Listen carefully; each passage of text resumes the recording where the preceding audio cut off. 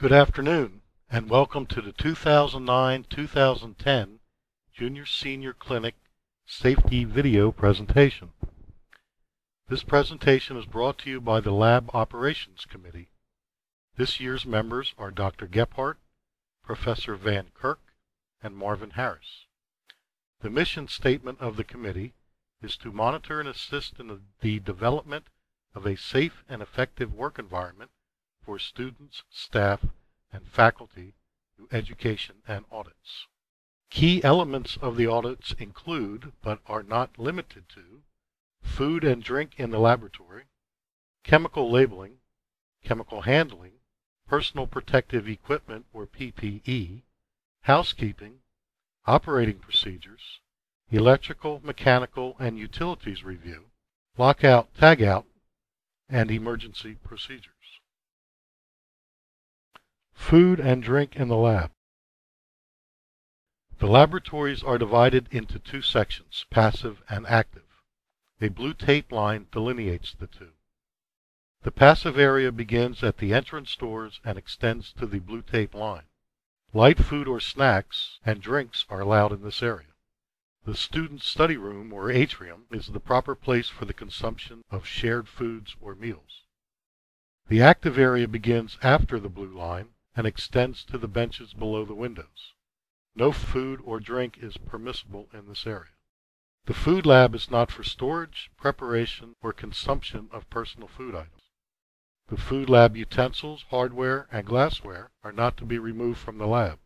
Neither are items from the lab to be brought into the food lab. The food lab is available for use on special occasions with the permission of the faculty or staff. This is the National Fire Protection Association label. The diamond is divided into 4 color-coded, smaller diamonds. Each color is a reference to a particular hazard. Red is flammability, yellow is reactivity, blue is health hazard, and white is for special information. In each of these areas, a number from 0 to 4 is recorded.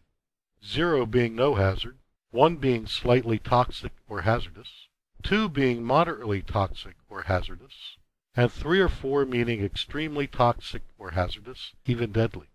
These labels also have spaces to record the date and owner of the chemical. Labels are located in the labs and are to be used on all containers larger than 1 liter. On smaller containers, such as vials and test tubes, or on containers too numerous to label, the label may be placed on a box or tray that houses the containers. A chemical inventory sheet is kept in the student worker desk in Office 341. Each chemical is shipped to Rowan with a Material Safety Data Sheet, or MSDS. This index is kept in the file cabinet adjacent to the student worker desk. Each MSDS contains information necessary for the lab researcher to carry out his or her experiments in a safe and environmentally responsible fashion. A typical MSDS sheet contains, at a minimum, the following information: physical data such as flash, melting, and boiling points, toxicity, flammability, reactivity, and health hazard data necessary to fill in the NFPA diamond, and storage, handling, disposal, and spill control measures. All clinic teams are required to review the appropriate MSDSs before beginning experimentation. Always consult the tubing compatibility chart when selecting tubing and hose. These charts are available in the Fisher, VWR, and Cole-Parmer catalogs. When transporting 2 and 4 liter bottles from the chemical storeroom on the first floor, a rubber carrier should be used. Do not use the spiral staircase or passenger elevator. Use either the freight elevator or the stairwell staircase. When pouring chemicals from one container to another, secure the receiving container to ensure a good pour. Use a funnel to help minimize splashing. When using a mixer or stirrer, use a container that is at a minimum 1.5 times the volume of what is being mixed. Be sure to begin the mixing with low RPMs, whether it is a mixing shaft or stir bars. When using a hot plate stir combination, be aware of the high temperature and RPMs that this equipment can produce. 100% power on the temperature control knob can exceed 400 degrees Fahrenheit. 100% on the speed control knob can exceed 500 RPM. Personal protective equipment, or PPE, is available in many forms. Gloves are available for protection from chemicals and hot or sharp objects. Check the chemical compatibility chart for glove information, located on the glove supply cabinet in Lab 343. Safety glasses are to be worn at all times when working in the labs. They are located inside the labs by the doors. Goggles or face shields should be worn when pouring large quantities and during certain mixing operations. Lab coats are available to all. They are located on a rack in Lab 342. When storing your chemicals in the labs, make sure they are properly labeled, the cap is secured, and they are in the appropriate cabinet. Try to minimize the amount of in-use containers you have open. Containers that are in use may reside in the fume hood while being used.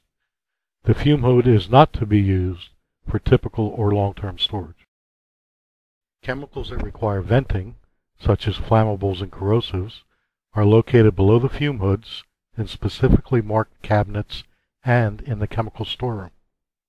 Chemicals that do not require venting and are not hazardous may be stored in the below bench or bench top cabinetry. The proper disposal of standard lab chemicals and hazardous wastes is the responsibility of the researcher. The sinks in our labs have calcium carbonate traps to assist in the neutralization of mild acids and bases before they exit the building. Strong acids and bases should be neutralized on the bench top before disposing down the drain. Solvents and organics are not to be disposed of down the drain, but may be evaporated in a hood. Quantities too large to evaporate may be disposed of as hazardous waste. All hazardous waste should be labeled as such and will be disposed of by the chemical processes technician. When transporting compressed gases, the cap must be on the bottle and a cylinder cart and chain must be used. Under no circumstances can a bottle be moved with the regulator in place and the cap off. A tag system in the storeroom identifies full and empty bottles. A tag system in the lab describes a bottle as full, in use, or empty. Cylinder clamps may be secured to either the bench top or wall. Regulators and cylinders each have a CGA, the Compressed Gas Association, number that matches the cylinder to the appropriate regulator style fitting. Flame arresters need to be used on all flammable gases and always perform a leak test before experimentation. Dispose of all food and drink items properly. Please do not leave wrappers or bottles on desktops. Trash containers are located throughout the labs. Black containers are for non-recyclable trash, such as foods and lab wastes. Blue containers are for recyclables, per the Campus Recycling Initiative. Green corrugated boxes are for broken glass, and orange biohazard boxes are available. Empty boxes and associated packing material can be put in the hall and will be disposed of by the night cleaning crew. Floors need to be clear of tripping hazards. Extension cords and computer cables need to be covered by a wire tray. Tubing may be run overhead to span an aisle, and book bags and jackets should be kept in the passive part of the lab. Lab bench drawers and cabinet drawers should be closed when not in use. Bench top cabinets are at eye level. Please take time to close them after opening. Water on the floor can be a severe hazard. Several methods of cleanup are available. Towels or absorbent pads for small or medium spills, and a wet vacuum for larger spills. Wet floor signs are available to warn others of a spill. Large equipment may be stored on the 4th floor. There is also locked storage for smaller equipment. Use the bench cabinets in your area for your clinic supplies. Forms have been developed to assist the researcher with safe startup and shutdowns. They are the Job Safety Analysis, or JSA, Permission to Start Experiment, and Shutdown Checklist. We also issue a hood identification card to assist public safety in the event of an emergency. Utilities that are supplied in Rowan Hall are electric, hot and cold water, air, vacuum, and steam. The electric is 120 and 208 volts. Receptacles are located on the benches and in the floors. Breaker boxes are located by the entrance doors to the labs. If a breaker has tripped, it will reveal an orange stripe. It can be reset by moving it from right to left, then back to the right. Inform the chemical processes technician if the problem recurs. Hot and cold water is provided at the sinks. Cold water pressure is 70 psi. Hot water temperature is 90 degrees Fahrenheit. Cold water is also provided in the fume hoods and floor utility trenches. Pressure regulators should be installed on glass cooling coils. Air is provided on the bench tops, fume hoods, and from the utility trench. The delivered pressure is 120 psi. Regulators should be used on all equipment requiring air. Vacuum is provided on the bench tops, fume hoods, and from the utility trench. Delivered pressure is 18 inches of mercury. Steam is available in the high bay and may only be used with permission. Emergency shutoffs for electric are located at the top of each breaker panel. Emergency shutoffs for air, water, and vacuum are located in the wall chase outside of each lab. The lock, tag, and try program is designed to prevent equipment from being energized when it is being serviced. An electrical lock encases the plug or locks out the breaker. A mechanical lock disables the valve handle from moving. A tag identifies the problem and those working to correct it. Trying to start the equipment and the subsequent failure of the equipment to start verifies that the lockout is working. First aid kits are available in each lab. They are to be used for minor cuts or scrapes. Chemical or heat burns need to be medically treated and should be reported to the faculty supervisor. Eye wash stations are located at each sink and should be used in the event of a chemical splash.